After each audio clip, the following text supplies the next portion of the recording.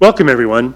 I, Councilmember Martz, call the November 18th, 2025 City Council Services, Safety, and Parks Committee meeting to order. Before we get to our meeting agenda, we have an item of special business. It is Councilmember Ray's last City Council meeting tonight. So I'd like to invite Mayor Polly to the lectern to recognize Councilmember Ray. And I would like you, Chair, to maybe extend the 5-minute. I'm just kidding. I don't want to freak about. I know this is hard for Councilmember Ray, but thank you very much for the opportunity tonight. There are a couple of council members and myself that are retiring this year, and to get an opportunity, even just to speak quietly at a committee meeting about the work that the volunteers in our community who step up for public service do is a real treat for me. So, Chris, buckle up. Here we go. I met Chris about 9 to 10 years ago when he made his first run for City Council. And persistent like I was, I did not make it the first 2 times I tried. Chris tried again and has served this community from 2018 to 2025, but not just as a council member. I can go through, there are multiple committees that he chaired. He's a board member of Eastside Fire and Rescue. He stepped up during any kind of financial conversation we had, including the Ad Hoc Long-Term Finance Committee, which did fantastic work, by the way. Thank you, Councilmember Ray. But he also stepped out in the region, and he was part of King County's Growth Management Planning Council. He was also stepped up for our Council Rules Ad Hoc Committee, which may sound kind of boring, but it's actually kind of the rules of procedures, the way we get along with each other in order to do this policy work and decision making. He's on 2 different committees, the Planning, Development, Environment Council Committee and the Mobility and Infrastructure Committee.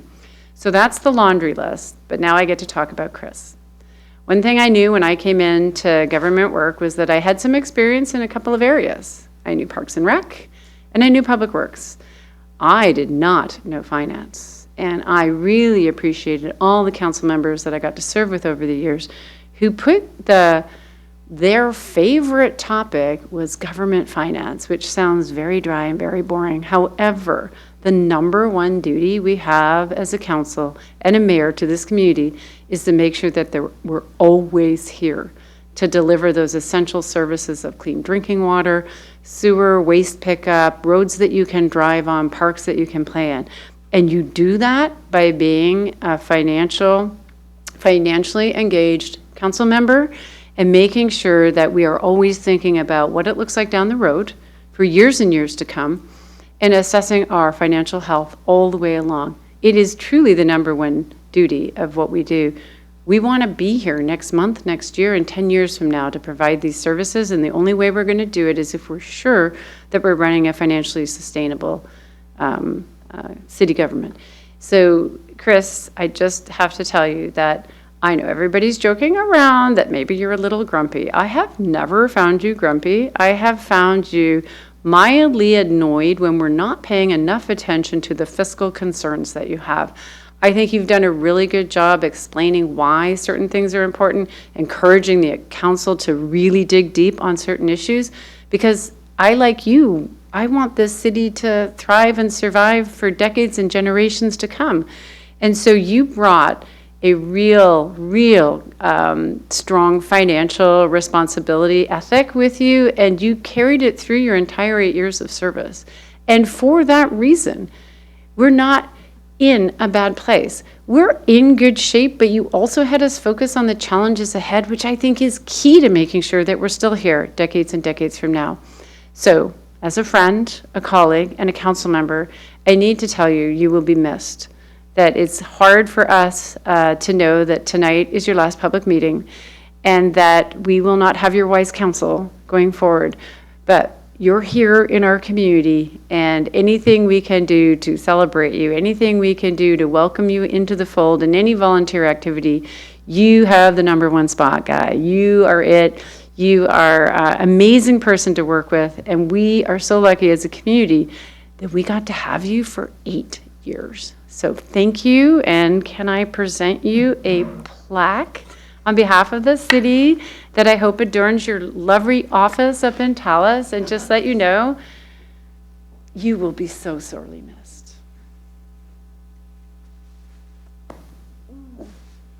He's a good hugger, just saying. would you like to address your committee members? Oh, He does not want to talk.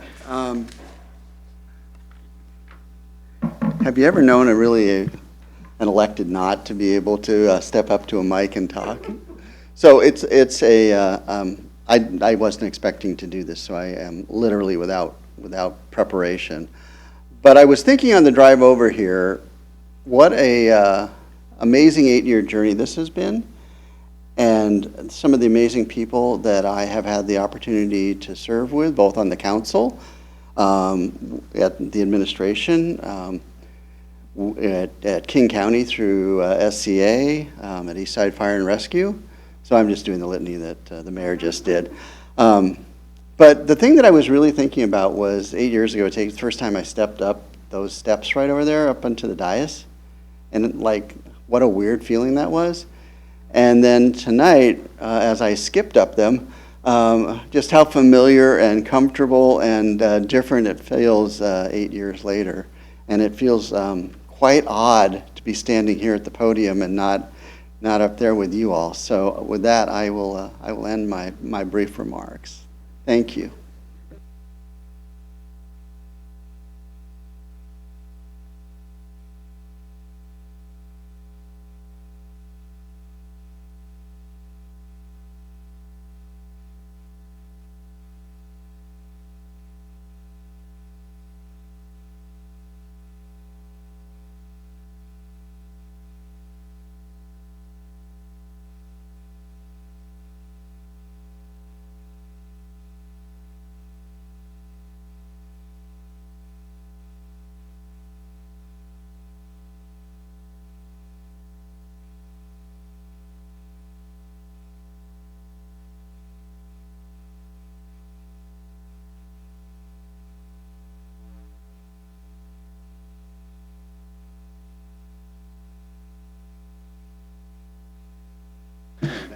Thank you for that, Madam Mayor. We appreciate it.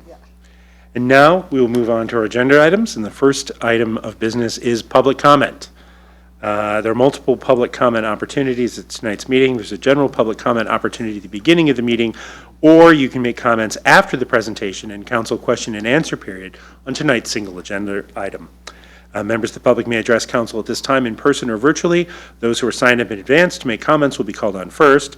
If you are joining us virtually and would like to make comments, please raise your virtual hand. If you're on the phone, press *3. If you have joined by computer or smartphone, look for a hand icon. This varies by device. One option may be to go to the participant panel and choose the raise hand icon in the lower right-hand corner. If you're in the room and did not sign up, I will ask for other speakers before closing this portion of the meeting. We'll wait for a moment to see if anyone raises their hand, virtually or physically. Clerk, has anyone signed up to speak or indicated a desire to speak this evening? No, Chair, not at this time. Thank you. As a reminder, written comments can be submitted at any time to citycouncil@issaquah.gov. Next up, we have our approval of minutes. And what I would like to do is see if there is any concerns, or if we can just view the minutes as before. Please note no objection to approval of the minutes. With that, we will then move to our one item of regular business this evening, which is COM 0182 e-motorcycle and e-bicycle ordinance, and that's going to be presented by Chief Schwan from the IPD. Welcome, Chief Schwan.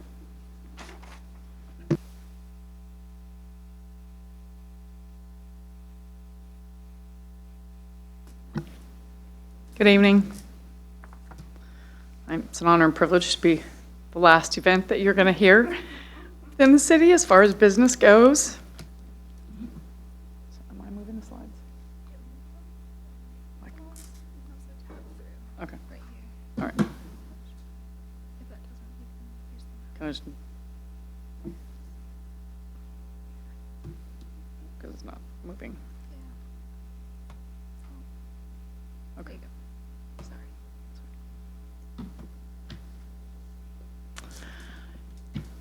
So we're returning with two related ordinances.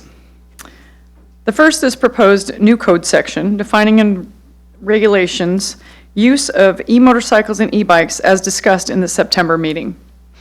The second cleans up the existing impoundment chapter and modernize it, and for impounding of e-motorcycles and allowing for officers to use discretion and allow e-motorcycles and e-bikes to be picked up same day as at the police station as an option.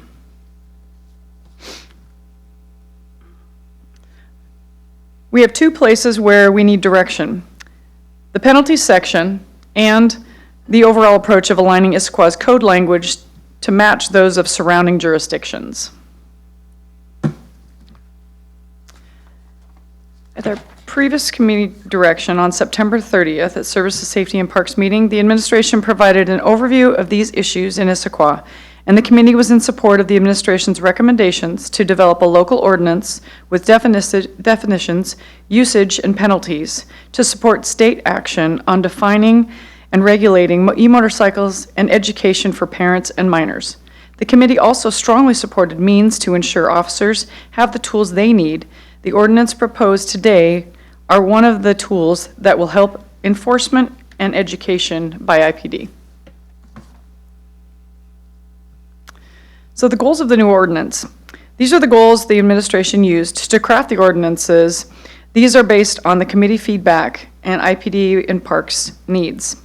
Number one, ensure officers have tools needed to make stops, education, and issue infractions. Number two, consistency and clarity on where e-bikes and e-motorcycles can be operated. And number three, tailor penalties to become educate guardians and the riders. So proposed definitions. The first ordinance, creating a new section of code for e-motorcycles and e-bikes, has the following definitions. And the e-motorcycles definition is likely the most important and nuanced, as the other terms are defined in the RCW. We propose that an e-motorcycle is a motorcycle powered in full or in part by electricity and that does not have operable foot pedals, or exceeds 750 watts, or the motor continues to assist even when it exceeds 28 miles per hour. The definition is written this way to ensure it captures the e-dirt bikes and e-bikes that are modified beyond the capabilities listed in the RCW.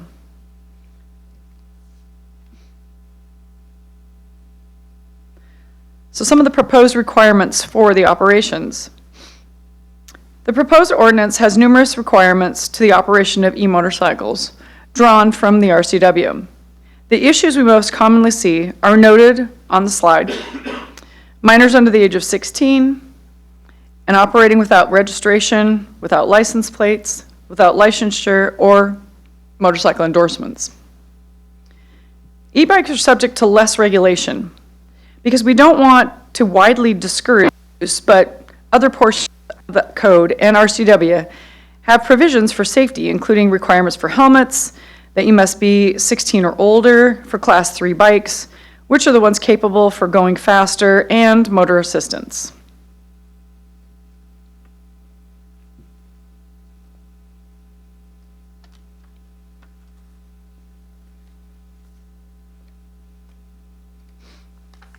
So the chart here talks about where the operation is allowed based on the different types of the bikes themselves. Number one, to be street legal, motorcycles need to meet requirements in the RCW. Number two, Class 3 e-bikes can only be on sidewalks when there's alternative bike path or where there is not an alternative bike path. And the Parks Director can prohibit e-bike use on city parks, trails, or city park trails, city parks, and plazas, and will post signs noting that prohibition in those specific areas. Assuming a rider meets all the I'm sorry, Chief. I Sorry. think Councilmember Ray has a Oh, question. go ahead. Thanks, Chief. This is great.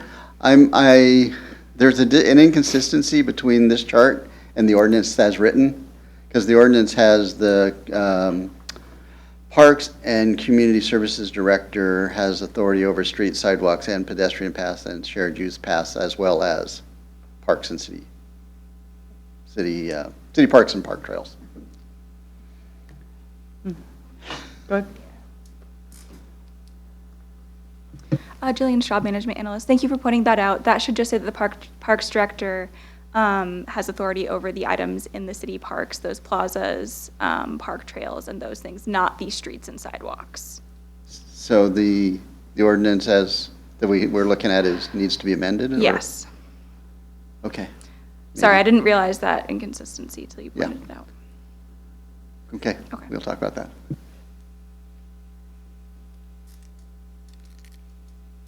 Thank you, Ms. Traub.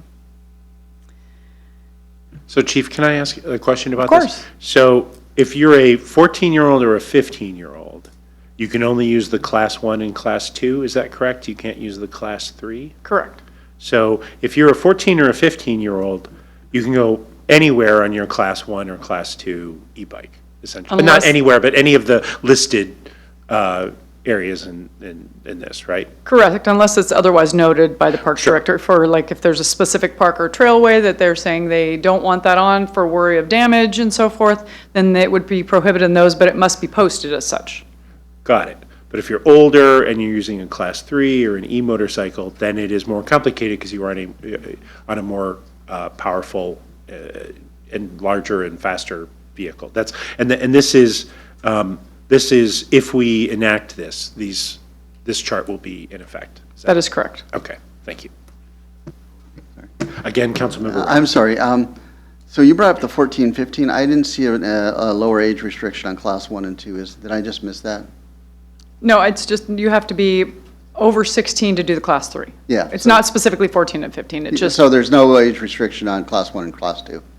to my understanding, no. Not Okay. with the ordinance the way That's it's okay. set. Great.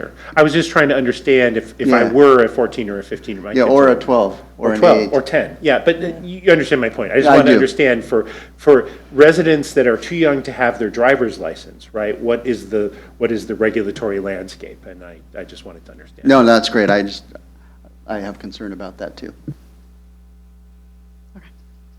Please continue.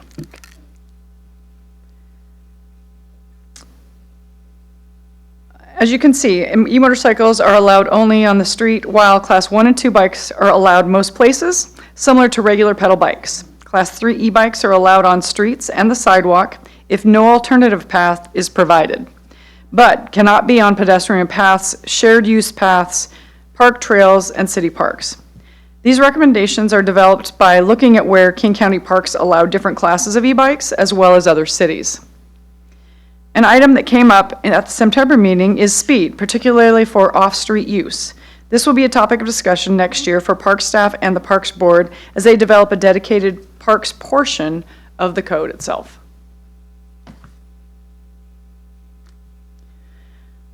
The proposed impoundment and penalty options.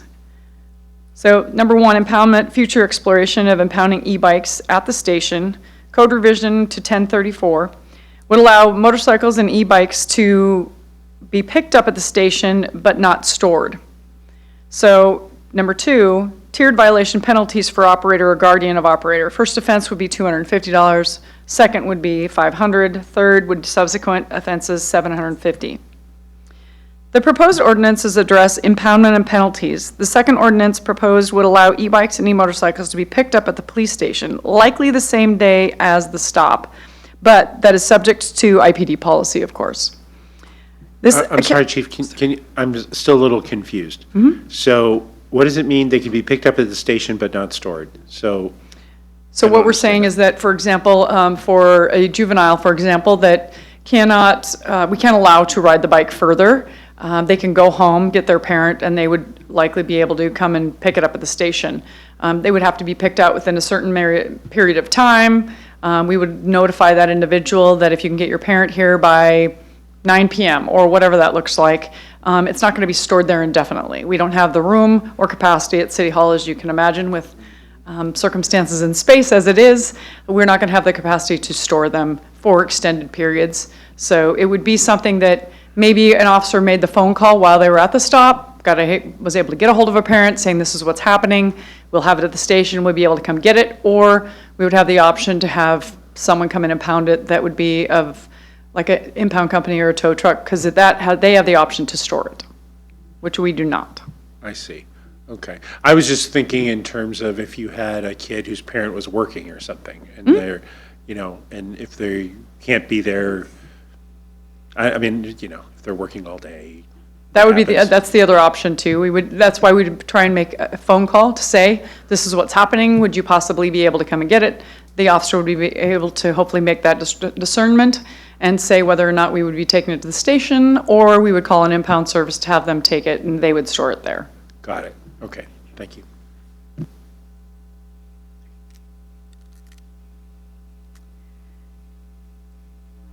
The counts for a scenario where, example, an IP officer makes a stop where they cannot allow the minor to ride the e-bike home after the stop, but the guardian can come pick it up that day. This can be a useful education tool and another opportunity to communicate with guardians rather than impounding it straight to a tow lot where there's so many fees that are incurred for that, and where the contact between the officer and the guardian at that point. The change to IMC 1034 allows officers the flexibility to have the e-motorcycle or e-bike to be picked up at the station, but does not mandate this approach to be used necessarily. Additionally, new ordinance proposes tiered penalties for violations of the section. As written, those penalties are the same for e-bikes and e-motorcycles. For example, if a 15-year-old was stopped for riding a Class 3 bike, they could be assessed the same penalty for undercode as a 15-year-old stopped for riding an e-motorcycle. E-motorcycle infractions do have the option to refer with criminal charges, but the penalties are otherwise similar.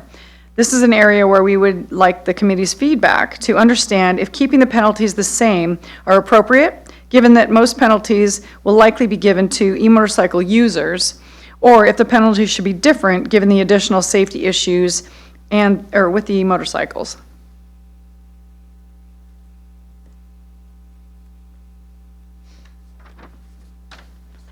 Timing and next steps. The City Council approved a legislative policy manual that directs the administration to support changes to the state level around these issues. We will also continue to monitor this issue and develop outreach and education. We are proposing that the ordinances are adopted on December 1 of '25. The timing and next steps would be support changes to the state law to aid in law enforcement, continue to monitor e-bike and e-motorcycle trends in Issaquah, both ordinance proposed for adoption in December of '25, and education efforts. So the direction needed specifically is, should the penalties for e-bike or e-motorcycle violations of the proposed chapter be the same or different? Does the committee agree or disagree with the administration's recommendation to tailor the code to closely match neighboring jurisdictions? With that, First, should the penalties or e-bikes or motorcycles be the same as mentioned? Recalling that chapter earlier for 15-year-olds who could be given the same monetary penalty for riding a Class 3 bike or an e-motorcycle. And second, does the committee agree with the recommendation as it's been proposed to closely match neighboring jurisdictions?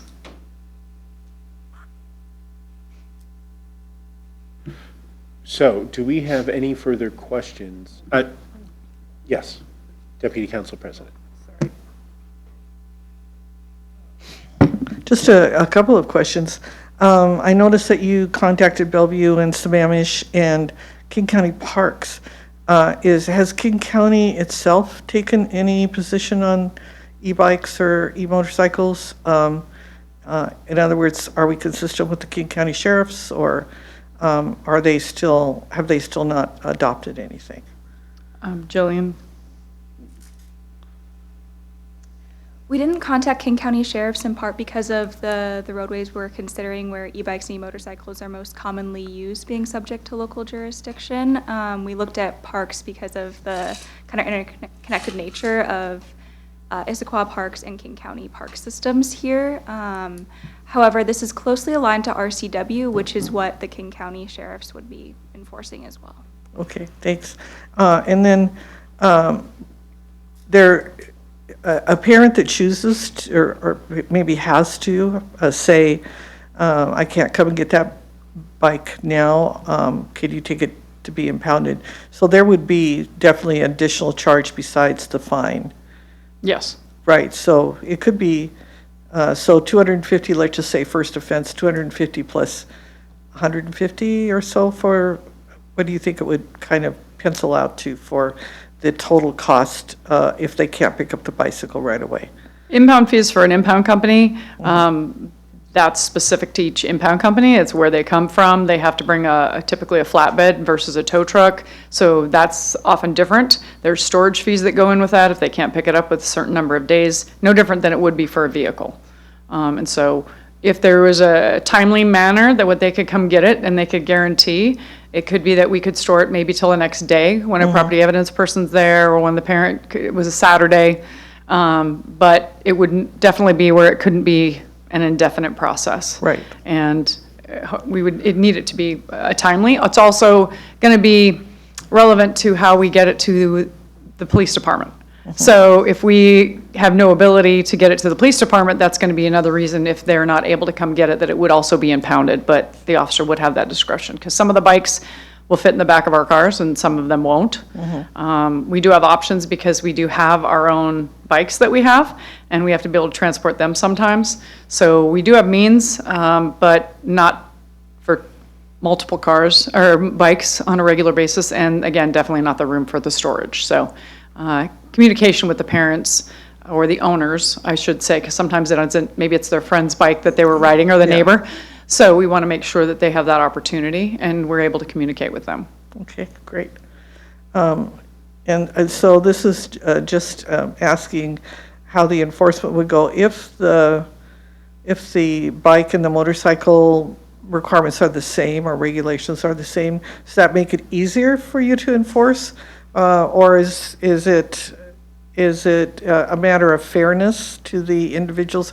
Why are you proposing that there would be a differential between motorcycles and bikes, I guess? Well, the motorcycles go faster. There's a lot more ability for danger and injury to pedestrians or the people that are around. There's the concern and worry for e-bikes specifically because of the power and the wattage that they have, that someone, like I said, can be hurt. And we require for a motorcycle or an e-bike or certain wattage that they have to have certain endorsements. For example, like for a motorcycle, you have to have an endorsement to be able to be legally driving that, that also go along with those helmet laws and such. So those things are one, and we want to be very equal with that, but that's the reason for the noting of the differences of them and how we require them to have a license for ones and not for the other. Okay, thank you. So do we have any other questions before we move to the deliberative? Councilmember Ray. So, thanks for all of this, because I think it's really interesting. So going to the state code, so RCW 46-04.169, that's really just a definition of class 1, 2, and 3 e-bikes, right? And Correct. nothing more than just these are the parameters and characteristics of them.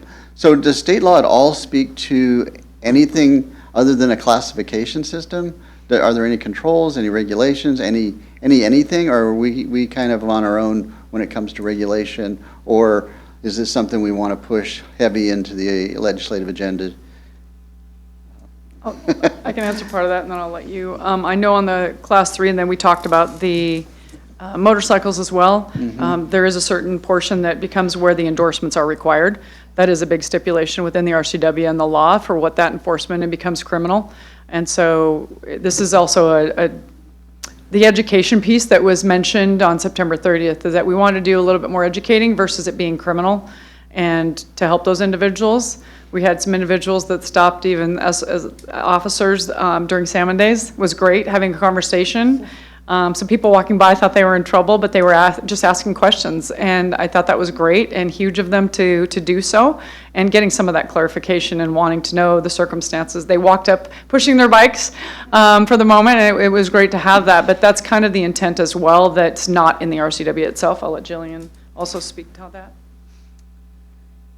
Yeah, so the RCW really does clearly lay out the differences in types of e-bikes in a way that we don't see in e-motorcycles. So that's why we've really focused a lot of our effort here on better defining e-motorcycles, because we don't have that same definition in state code. We aren't proposing any changes to how the state has regulated or classified e-bikes, including where they can be used and who can use them. That all mirrors what's in RCW right now. Yeah, but it seems to me that the RCW doesn't speak to it at all. It leaves it actually undefined. It just says this is what they are, but there's no there's no cans and can'ts and wills and won'ts and do's and don'ts. There is another section of RCW, I can find it and perhaps send it after, that Okay. does state where class 3s can be used, including that differential on when they can be used on the sidewalk versus not. That comes from RCW. Okay, great, thanks. No, and I think that this is more of a comment than a question, but I'm sliding it in here anyway. And I think, separating out the motorcycles, that's clearly a different beast. I think the interesting thing is that class 1, 2, and 3 e-bikes. Have you ridden an e-bike? Because they're heavy. Yeah. And so that's why I thought the question about age was interesting. But there is no in-state statute, any kind of age restrictions or certification restrictions or anything like that around e-bikes at all? Question mark. To my knowledge, I know certain RCWs, but it does require, based on the wattage and which ones need to be licensed to be on a road. Yeah. It does make a difference on whether or not you have to have a license, and is RCW around that specifically. So that I can say is, because you do have to have a license for class 3 and above, and so that is specific in those other RCWs. Okay, great. Thank you so much. Yes. So just to follow up on that, so the tiered violation penalties, that's not in state law? That would just be us? That's just fines that are just for us monetary because the others become a civil infraction to where then, or it's criminal because you're writing something without a license. So then it also becomes to where license could get suspended before you even have one if you're underage, which we're preferring, and this would be a deterrent to, or an alternative to that being specific and giving them an actual appearance before a judge. They can go before a hearing, but it's not intended necessarily to be punitive in that fashion that can affect their driver's license, so to speak. Got it. But to the earlier question about unincorporated King County following state law, like there isn't a tiered violation penalty in, unincorporated King County. This would be. Not to my knowledge. Yeah, not to my knowledge. And the equilibration to local law, to other local municipalities, where do we talk about that?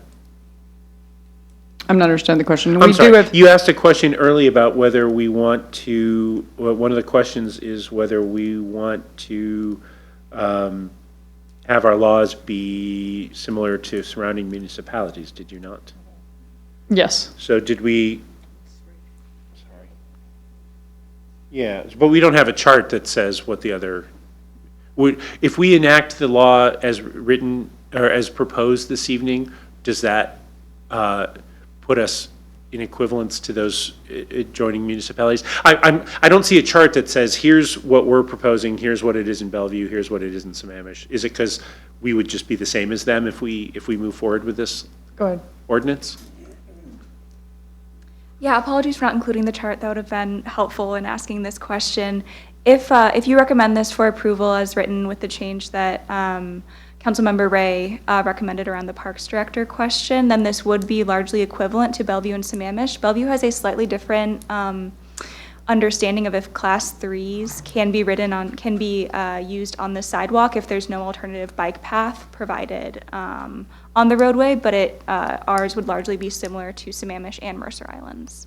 Okay, thank you. That is the gist of what I was, the malformed question that I asked. Thank you. And a lot of the jurisdictions have been having this problem, very similarly because the bikes are getting, they're functional, it's a lot easier to get to places and like going up to the Highlands from being downtown, and so without being a vehicle, right, as far as that carbon footprint and such. So a lot of people are trying to use those alternatives, and everybody has the same jurisdictional issue. Got it. Thank you. All right, do we have other questions before we move to the deliberative phase? All right. So with that, this is the second time that I said earlier that we have 2 opportunities for public comment. This would be the second opportunity before we go into deliberation on this. And I see at least one member of the public who wishes to speak to this. So we will start there, and then we'll see if there's anybody else online that would want to speak to this. Sir, if you want to come forward, and if you want to, if you choose to give us your name, that'd be great. Yeah, sure. There's a button at the. There you go. You're live. Fantastic. Hi, my name is Wes. I actually run the Trek Bicycle Shop here in Issaquah, and I've been working in bikes and selling e-bikes for 15 years, something like that so far. I think the definition of e-motorcycles is needed and fantastic, and it would be great if we had stronger rules in the sale, advertising, and how they can be used. And I would even push for license plates required on them for sure. E-bikes, class 1, 2, and 3, do a fantastic job of assisting people get mobile who can't afford cars, who get DUIs, who have lots of restrictions in their ability to get around town. And the free use of e-motorcycles as e-bicycles has definitely put stigmas and restrictions on people who are trying to use them legitly. And so having some sort of definition would be fantastic. One of the things that I would push for is, having talked to a very large number of people who use e-bikes, the class 1s, the 2s especially, having a more firm definition of where they can be used in the parks would be fantastic. There's a lot of confusion to that. Basically, if a customer comes in, hey, I just bought this cool e-bike, I want to go travel, I want to go use it in different places. Basically, my answer is start calling, but really the only way to find out if it's allowed somewhere is to go see if there's a sign. And ultimately, in the day of being able to travel and do all of these different things, it gets really hard to be able to do that. And so you're relying on photos, Google Map reviews. There's no just clear delineation and easy source for people to understand where they can utilize these cool new tools. And I have a lot of older folks who retire, put them on the back of motorhomes, things like that, and want to use them in places. So better definition than just signs at a park would be awesome to be able to help those folks. That's basically what I got. So if you have any questions for me, feel free. I don't know how this works. So Thank you for your comment. yeah, you're We very appreciate welcome. it. Clerk, do we have anyone online indicating an interest in speaking to this issue this evening? No, Chair, not at this time. Thank you very much. All right, to deliberation. So we have 2 questions in front of us. And the proposed city, the ordinance as written, the answer to this first question is no, right? So the question is, do we want, if yes, we're arguing for something other than the bill that's in front of us, right? I'll speak. Councilmember Ray? I think that they should be different because they are completely different infractions. It seems to me if somebody is operating an e-motorcycle without the appropriate licensure, either vehicle registration and all that, that's the same as doing something that's like a motorcycle with a internal combustion engine, and those should apply. Violations around e-bikes, I think we want to have something that's different, because I think e-bikes are different than e-motorcycles. I think the fuzzy area is around the class 3s, and I like what's been done with, particularly if someone modifies a class 3, so it's an e-motorcycle with pedals, and not really a class 3 bike anymore. I want to come back at the end of this discussion and talk about some of my concerns about just how do we balance the desire for e-bike adoption with my overriding concern for the safety of the riders and the safety of pedestrians. But I want to come back to that. So, Deputy Council President? Yeah, I think Chris said that very, very well. I will admit that I'm not really familiar. The first e-bike I ever saw was last night when Kevin Nichols brought his e-bike in. So, and I saw what a big, heavy bike it was. So that was a surprise. So, so I'm sort of theoretical when we're talking about this, because I'm not really familiar. I haven't ridden them at all. So, but from what everything that's been said, I would say yes, that we want the violations to be different because they're two different classes and clearly a lot different power involved with them. So, yes. Thank you. I join my colleagues in this. As an engineer, I know that kinetic energy is 1/2 mv squared. So the bigger the vehicle, the more energy is involved, and then the faster it goes, it actually goes to the square of velocity. So, and there's lots of studies out there that'll tell you the difference between collisions at 20 miles an hour and collisions at 30 miles an hour is, more than twice the energy at 30 miles an hour than versus at 20 miles an hour. So the idea of having these be different just, follows the high school physics that we all learned many years ago. So yes, I join my colleagues in this. Then does the committee agree or disagree with the administration's recommendation to tailor the code to closely match neighboring jurisdictions? Deputy Council President? Yeah, I think in the packet, Chief Schwan referred to the patchwork of requirements that occurs if everybody's got different ones. So I think it's really clear that we want to be as closely matched to our neighbor jurisdictions as possible. Absolutely. And do you want, we answer this, I have some additional comments, but maybe Chris could answer this and then, excuse me, Councilmember Ray can answer this question. And then we can just do general remarks. Okay. I'll be Chris soon. Maybe Chris. No, I think consistency locally is great. I think our commenter's name escapes me, and I'm so sorry. Wes. What Wes said is spot on.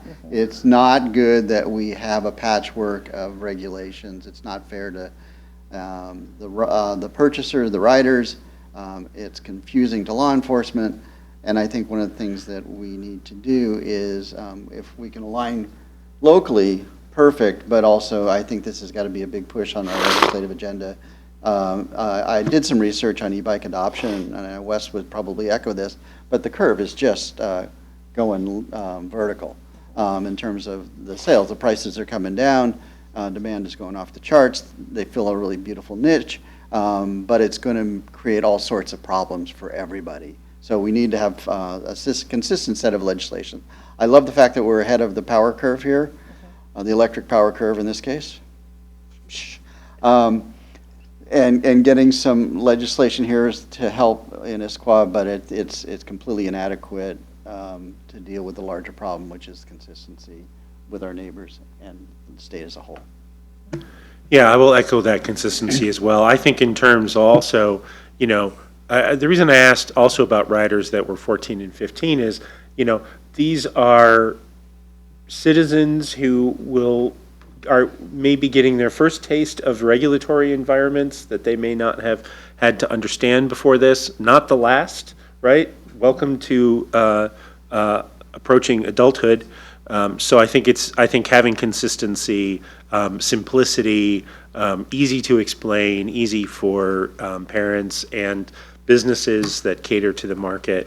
The easier it is to explain, the better it's going to be for our young citizens and our not so young citizens to be compliant with the law. So we're all a yes on that.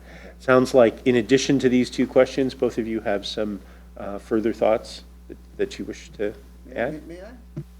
I think this is a really timely topic, and I kind of regret not going to be around to see it over the finish line, but so I will have to get all of my thoughts out on the table today.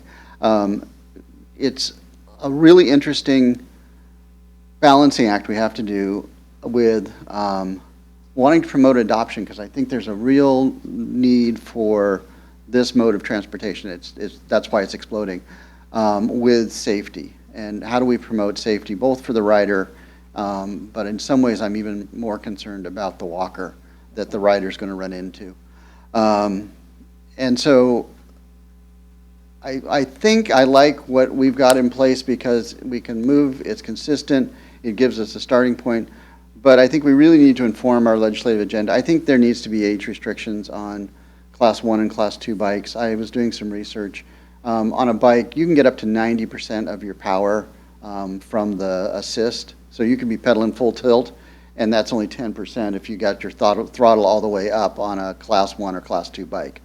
So there is a lot more power and a lot more mass than the typical 10-speed bike that I was riding around on when I was 12, 13, 14, and I think we need to recognize that that level of power, that speed, that weight is something that needs to be regulated, and there's a need for awareness of what the rules of the road are.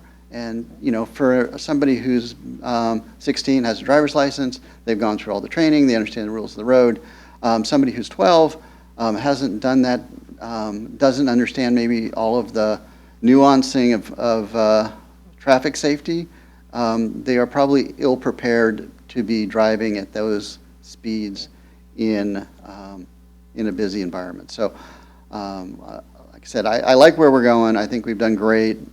Kudos to you guys. I think we can amend the ordinance that we saw tonight when it comes back for council adoption. I think that's fine. I kind of understand where you're going, where we're giving you Parks and Community Services jurisdiction over parks and community spaces, but not over other right-of-ways. So I think that's fine. And then it's really pushing towards how do we promote adoption, promote safety, and really work for a statewide set of laws to make sure that we are achieving those two goals. Thank you, Councilmember Ray. Deputy Council President, you also had some comments? Yeah, absolutely. First of all, thanks for putting together a really good packet of information and a really clear presentation. I am part of the Eastside Transportation Partnership that met last Friday. We're adopting our legislative priorities for 2026, and this was a robust topic of conversation. So when we say that that we're going to tailor our code to closely match neighboring jurisdictions, I can hear a concern all across the east side about where the direction that we're going, and a lot of concern about safety, and especially about the safety of young people. And thank you, Councilmember Ray, for mentioning the pedestrians that sometimes get run into. I want to also say that Mayor Thompson from Bothell was very eloquent in talking about e-bikes, as Wes pointed out, are also a great solution for a lot of people, and we don't want to demonize them because they do provide a really useful alternative for people that maybe don't want a car or can't have a car. And so we want to be really careful that we're navigating this very carefully. So I have personally observed, I'm sure they were kids. You know, you always check your biases.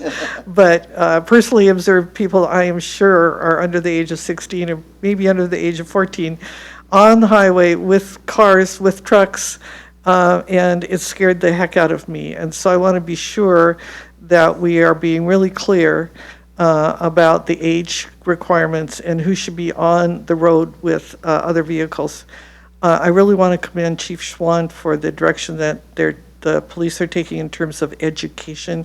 I really appreciate the comments that you've made about getting an opportunity to talk to parents, to talk to kids, to teach them about things as they're going through the process of learning. I think that is the best approach we can take with our community, is here's a learning opportunity about road safety. So I just think you've done a tremendous job, and I hope that we'll be taking this. I would usually say, because I don't think it's controversial, I would usually say let's put this on the consent agenda, except it's such a high item of interest that I bet the rest of the council will want to discuss it too. So maybe I would say let's put it forward to the full council, and we can discuss whether it goes on consent or the regular agenda, but I presume that the other council members would like to take a swack at commenting on this as well. So thank you so much for a really great job.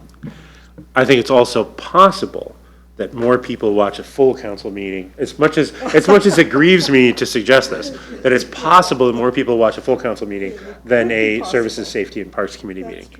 Not in my universe, I mean, not in my household, but, you know, in some households. City Administrator Bob Kutz, you don't need any other language from us tonight, right? These, our feedback is what you were looking for? The direction is fine. Is there anything else, Jillian? No, I just think that when we return on the 1st, we'll make that change regarding the Parks Director and change the penalties as outlined.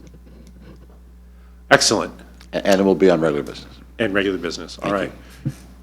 Thank you both for the information this Thank evening. you. And Council President Barbara DeMichelle, we actually have e-bikes now that are going to be delivered here shortly. So if you want to come over, and you can't ride one, but you can see one. And you can, and I'm sure Wes would allow you to come and see yours as well. There you go, you can ride his. There you go. And so I think also I want to say thank you for acknowledging, because the boundaries in the jurisdictional thing is a big deal, because a lot of people, when you're riding, you're not paying attention to the boundaries, and if you went from one city to the next and then you get contacted by Issaquah PD versus Bellevue or someone else, you don't know where you're at, and oh, it was legal in that jurisdiction, oh, but now it's not there. That can be problematic. And so I think specifically in putting some of those on, it's a big deal. Also, I think it's amazing that I've seen even now clips that, you know, you've seen 14, 15-year-olds, or you think someone that's younger. Well, I've seen videos now to where parents on their phones, and Wes might be able to speak to this, where they actually can put the power or acknowledgement on their phone on how fast their child riding next to them, and there's ones as small as 4 and 3 that are on these with their, which is cool, because, you know, they're starting young, and I get it, but at the same time, they're able to put limitations on the speeds and some of those boundaries. So we're venturing, there's going to be those anomalies and different things, so the education piece is also so big that they need to know even now on a regular bicycle, because let's say someone's coming down the Highlands Hill, those speeds that they came, if they got into a crash or ran into somebody that's a pedestrian going up and down the Highlands, is the same as if they were on a motorcycle or on the road. They are still subject to that, whether it's a pedal bike or it's not. And so that education piece may be greater even than we understand, because even if they have an e-bike or an e-motorcycle, it's still the same if they're on a regular bicycle and they're on something as get that velocity going, as you spoke about, from even just being on a regular bike. So I think there's a lot of things that we can do with this, education-wise, not even just with these e-bikes. And so I think that's an exciting piece. And then we can also help and work with our partners in the community. So thank you very much. Thank you, Chief. That concludes agenda item COM 0182. Before we adjourn, I want to take a couple of minutes, or a minute or two, to just share a couple of remembrances about Councilmember Ray.